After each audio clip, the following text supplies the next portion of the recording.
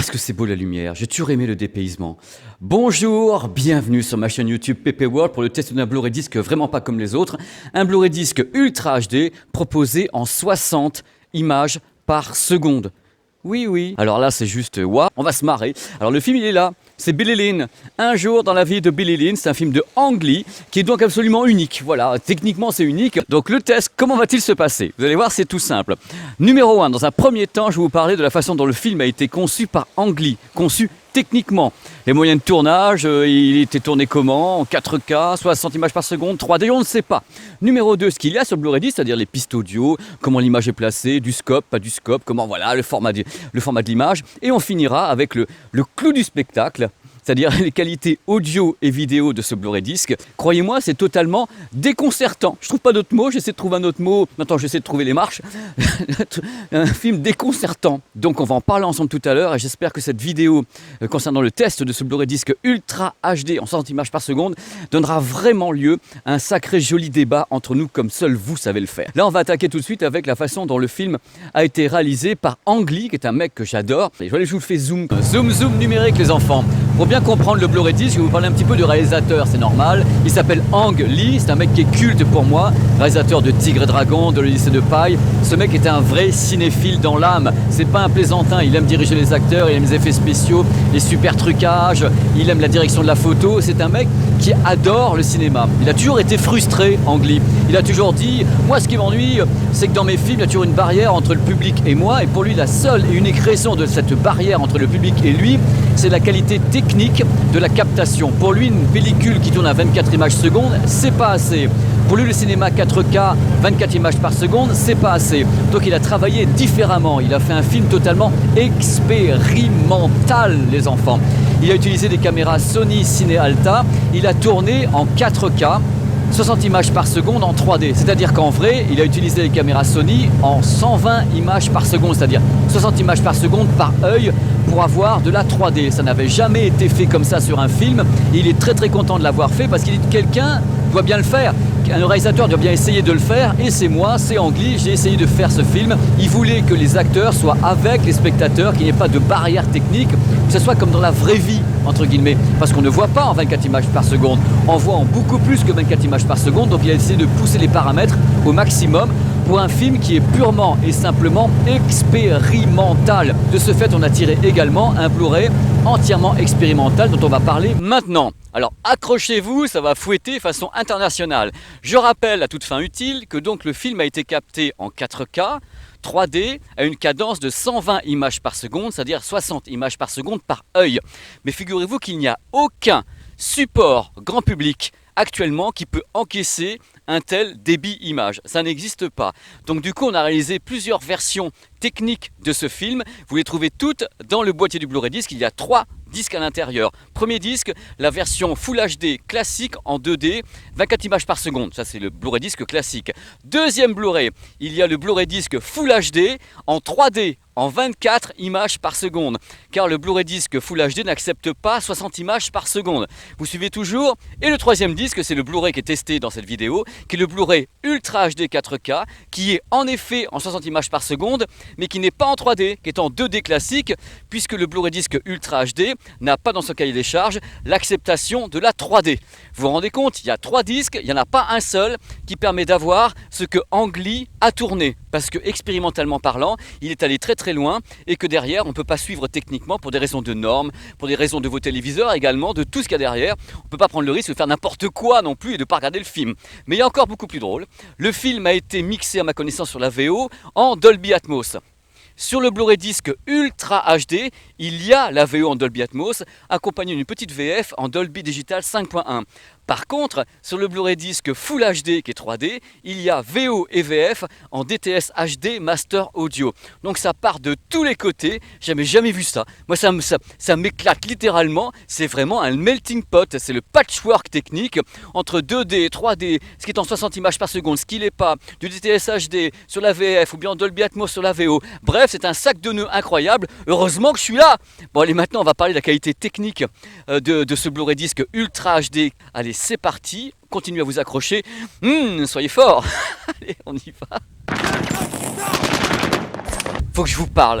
On va être bien pour parler ensemble de ce Blu-ray disc absolument étonnant. Alors l'expérience en elle-même est totalement atypique, totalement différente de tout ce que vous avez vu, parce que quand vous allez au cinéma, c'est 24 images par seconde, que ce soit tourné en pellicule ou en numérique, c'est 24p, donc 24 images par seconde, excepté certains réalisateurs comme Peter Jackson avec le Hobbit, ou bien James Cameron, qui lui attaque carrément le 60 en expérimentation et autres. Là, c'est du 60 images par seconde, et c'est déstabilisant. Déstabilisant parce que c'est à la fois réaliste, surréaliste, défini, surdéfini, il n'y a plus aucune barrière entre les acteurs et vous, c'est-à-dire qu'il y a un aspect électronique absolument dingue, on a quand même l'impression que ça a été tourné avec un super caméscope, on n'est pas habitué à voir ça, on n'est pas habitué à voir un mouvement où si on se balade en général derrière on a des saccades, là les acteurs se baladent, marchent, courent, il y a des explosions, il n'y a aucun effet de saccade ni de rémanence, c'est extrêmement difficile à encaisser parce qu'on n'est pas habitué. C'est-à-dire que normalement, notre œil humain voit bien sûr à toute vitesse, on ne voit pas en 24 images par seconde, mais on est habitué quand on regarde des images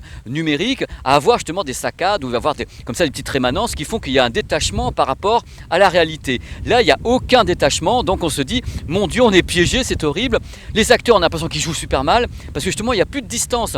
Donc on se dit, mais on est avec eux, mais ils ne jouent pas très bien, c'est bizarre, c'est trop vrai, c'est trop ça. Je vais être franc, il y a des moments où on a l'impression que c'est un soap, vous savez, les séries télévisées tournées en studio avec des caméras, avec du super éclairage de tous les côtés. On a l'impression que c'est ça ce film. Et en plus, Ang Lee a avoué un truc absolument dingue. Il a dit voilà, comme j'ai une caméra qui va capter 120 images par seconde en 4K, il me faut beaucoup de lumière sur les plateaux.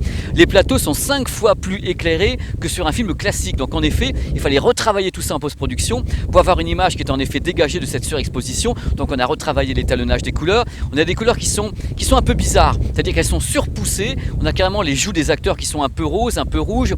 On a des scènes dans une limousine avec des bleus absolument incroyables, c'est rutilant, c'est pimpant, c'est Las Vegas, c'est très très très différent de ce à quoi on peut s'attendre, donc c'est intéressant à la base. Moi je suis un mec, je suis pour qu'on expérimente, je suis pour qu'on fasse ça, pour qu'on voit ce que c'est, et c'est unique, c'est atypique, on regarde, on est carrément bluffé, et en même temps on se dit, est-ce qu'on va rentrer dans le film avec ce type de qualité d'image? Moi personnellement, ce type de qualité d'image, trop piqué, trop réaliste, plus aucune notion de cinéma tel que je l'entends, ça m'a empêché de rentrer complètement dans le film. Mais c'est totalement personnel.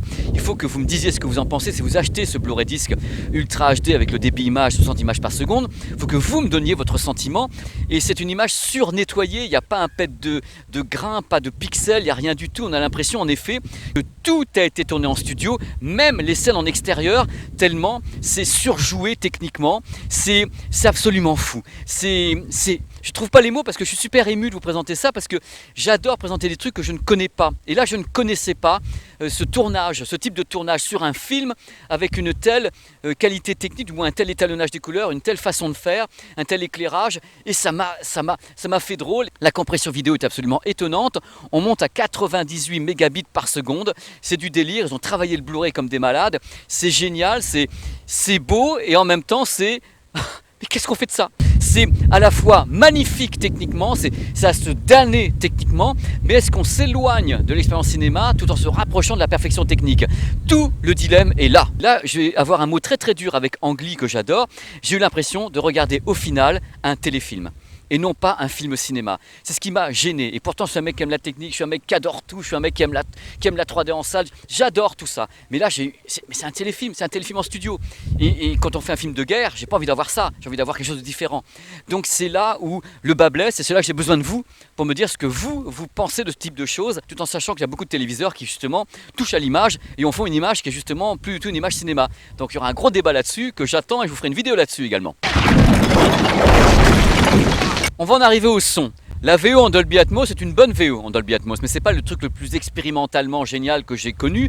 Il y a des bons effets, la voix surround est bien exploitée puisqu'il y a des voix de temps en temps, je vous raconte pas dans le film, mais il y a des voix à l'arrière pour des raisons particulières et c'est vachement bien retranscrit. Il y a des moments où aussi ça monte dans les tours avec quelques explosions, il y a du grave et autres, mais globalement c'est assez calme. C'est pas il n'y a pas une super création autour de Dolby Atmos, c'est très propre, très beau, il y a une belle présence des voix humaines, c'est assez sympa, la musique est bien mise en valeur, mais c'est pas étonnant au sens propre du terme. La VF en Dolby Digital 5.1, d'abord j'ai pas aimé le doublage, donc pour commencer, et c'est du 5 points, c'est assez rikiki, enfin bref, je crois qu'on n'avait pas la place pour tout mettre sur le Blu-ray disc, c'est-à-dire en effet cette image en 60 images par seconde avec plein de pistes son, donc en effet le DTS HD Master Audio est sur l'autre Blu-ray qui lui n'est pas Ultra HD, donc tout va bien, c'est normal. Donc au final, c'est super intéressant techniquement, donc je suis vraiment extrêmement heureux d'avoir pu vous présenter ce Blu-ray disc sur cette chaîne, parce que c'est ce que je souhaite, essayer de vous trouver comme ça des trucs qui sortent des sentiers battus, qui sortent des clous, et là avec ce Blu-ray disc là, je l'ai regardé mais plusieurs fois en plus pour me faire vraiment une idée, est-ce que j'encaisse le truc, est-ce que je serais capable de voir un film tourner comme ça tous les soirs sur mon écran géant ou bien sur le téléviseur OLED. Je me dis que c'est compliqué, parce que encore une fois ça m'a détaché au contraire de l'action, de voir ça aussi, un truc aussi pur, aussi exempt de le moindre défaut. Pour moi, l'art doit aussi avoir quelques défauts. Là, c'est entièrement lissé, c'est entièrement presque nettoyé. C'est presque une sorte de téléfilm très haut de gamme qui serait tourné en 8K. Ça m'a donné cette expression-là. Et je me suis dit, mais bon sang, c'est novateur. Et en même temps, ça m'a fait un peu peur. Donc voilà, je ne sais pas quel sera l'avenir du cinéma. Il y aura certainement des films qui seront tournés comme ça également. C'est différent. Je suis prêt à toutes les expérimentations. Donc j'espère qu'il y aura d'autres choses qui vont se pointer du même acabit dans les mois et années à venir dans le monde du cinéma et du Blu-ray disc.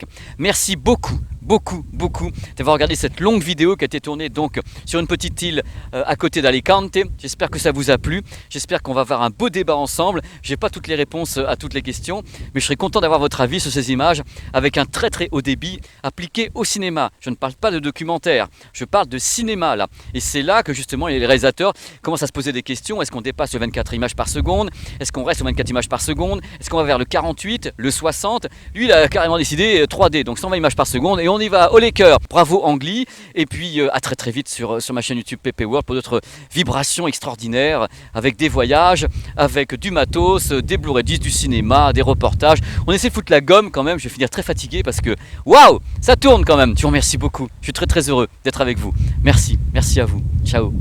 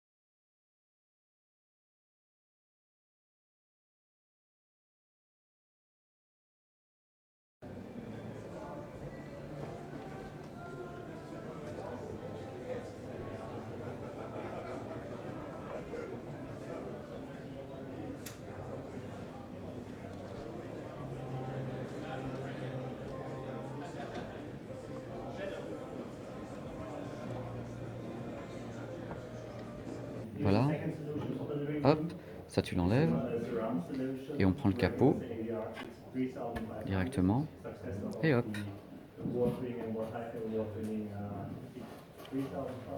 C'est génial, hein, dit en elle-même. Maintenant tu vas refaire la même chose dans l'autre sens. C'est-à-dire que tu vas la renlever. Hop, ma petite puce. Hop. Merci. Track or movie I'm going to show you is actually a sequence of very short little movies just to demonstrate what can be